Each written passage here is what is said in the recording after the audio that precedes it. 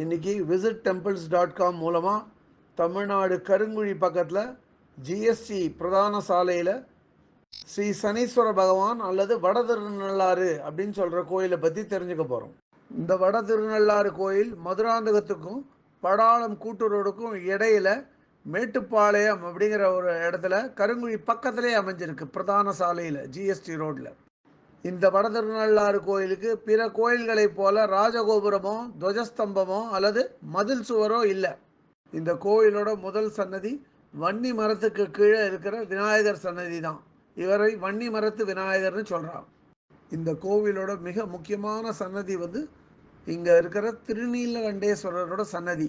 திருநீலகண்டேஸ்வரர் சிவனோட ஒரு ரூபம், கிழக்கு நோக்கி இருக்கார், பெரிய சிவலிங்க வடிவமாக இருக்கார். கோயிலுக்குள்ளே வந்து தான் இவரை நமஸ்கரிக்கணும்னு இல்லை, வாகனத்தில் ஜிஎஸ்டி சாலை வழியாக போகும்போதே பார்த்துட்டு நமஸ்காரம் பண்ணிட்டு போகலாம். அந்த மிகப்பெரிய திருநீலகண்டேஸ்வரர் சிவலிங்கத்துக்கு கீழே ஒரு சின்ன சன்னதியில் மற்றும் ஒரு திருநீலகண்டேஸ்வரர் இருக்கார். அதுக்கு பக்கத்திலேயே நந்தி வாகனமும் பலிபீடமும் மூலஸ்தானத்தை பார்த்த மாதிரி இருக்குது. இந்த கோஷ்டத்தை சுற்றி, மூலவர் கோஷ்டத்தை சுற்றி தக்ஷணாமூர்த்தி, மகாவிஷ்ணு, பிரம்மா, சண்டிகேஸ்வரர், காலபைரவரோட விக்கிரகங்கள்லாம் வச்சுருக்கான். நான் ஏற்கனவே வன்னி மரத்து விநாயகரை பற்றி சொன்னேன். இந்த வன்னி மரத்து விநாயகருக்கு பின்னாடி ஒரு பெரிய எறும்பு புத்து, பெரிய எறும்பு புத்துனா அது 3 ஆள் 4 ஆள் உயரம் இருக்கும். மேலே அதுக்கு கூரை கட்டி அமைச்சிருக்கான். அந்த எறும்பு புத்தே பார்க்க பிரம்மாண்டமாக இருக்குது. அந்த எறும்பு புத்துக்கு முன்னாடி அங்காள பரமேஸ்வரி அம்மனோட விக்கிரகம் வச்சுருக்கா. அங்காள பரமேஸ்வரி அம்மன் விக்கிரகம் கிழக்கு நோக்கி இருக்குது. அங்காள பரமேஸ்வரி அம்மன் விக்கிரகத்துக்கு எதிர்பக்கத்தில் ஒரு சிம்ம வாகனமும் பலிபீடமும் ஒரு திரிசூலமும் நட்டு வச்சுருக்கா. பாம்பு புத்தோட கூடிய அங்காள பரமேஸ்வரி விக்கிரகத்தை சொன்னேன்.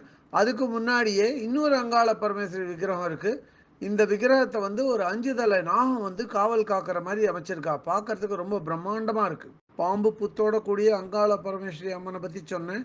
அந்த சன்னதியை பிரதட்சணமாக வலம் வந்தால் பின்பக்கத்தில் ஒரு சின்ன சன்னதி இருக்குது. அந்த சன்னதி உள்ளேயும் அங்காள பரமேஸ்வரி அம்மனோட விக்கிரகத்தை வச்சு வழிபடுறான். அங்காள பரமேஸ்வரி அம்மன் விக்கிரகத்து பக்கத்திலேயே ஸ்ரீ துர்கைக்கு ஒரு சன்னதி இருக்குது. ஸ்ரீதுர்கை தன்னோட சன்னதியில் வடக்கு நோக்கி காணப்படுறான்.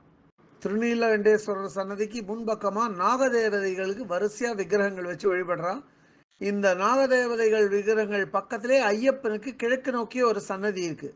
ஐயப்பன் சன்னதியோட மேல் ஓடெல்லாம் மேங்களூர் டைப், அந்த ரூஃபிங் அப்படின்பா ஆங்கிலத்தில், அது மாதிரி போட்டிருக்கா. அதுக்கு பக்கத்திலேயே கிழக்கு நோக்கிய ஒரு சனீஸ்வர பகவானோட சன்னதி இருக்குது. இந்த கோயிலில் முருகன் பாலமுருகன், அதாவது குழந்தை வடிவமாக காணப்படுறார். அதனால் இங்கே வள்ளி தேவசேனாவுக்கு இங்கே விக்கிரகங்கள் கிடையாது. இந்த கோயிலில் ஒரு தனியாக ஒரு அரச மரம் வச்சுருக்கா. அந்த அரச மரத்துக்கு கீழே ராகுக்கும் கேதுக்கும் விக்கிரகங்கள் இருக்குது. அரச மரத்தை சுற்றி நாகதேவதைகள் விக்கிரகங்கள்லாம் வச்சு வழிபடுறான்.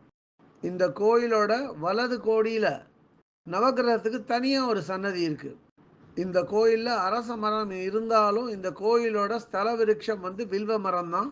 அதே மாதிரி பின்னாடி கோயிலுக்கு பின்பக்கத்தில் ஒரு திருக்குளம் இருக்குது. அதோட பேர் யாத்ரீகர் குளம் அப்படின்னு சொல்லுவாள். இந்த கோயிலில் அரச மரம், வில்வ மரத்தை தவிர ருத்ராட்சத்துக்கு ஒரு மரம் இருக்குது, ருத்ராட்ச மரம். அதே மாதிரி சந்தன மரமும் வச்சுருக்கான். இந்த கோயிலை எப்போது வழி நடத்திட்டு வரவரோட பேர் முருகையன். இவர் அப்பா. அவரோட பையன் பேர் ராஜ்குமார். முருகையனோட ஃபோன் நம்பர் 9865177228. ராஜ்குமாரோட ஃபோன் நம்பர் 9965408334.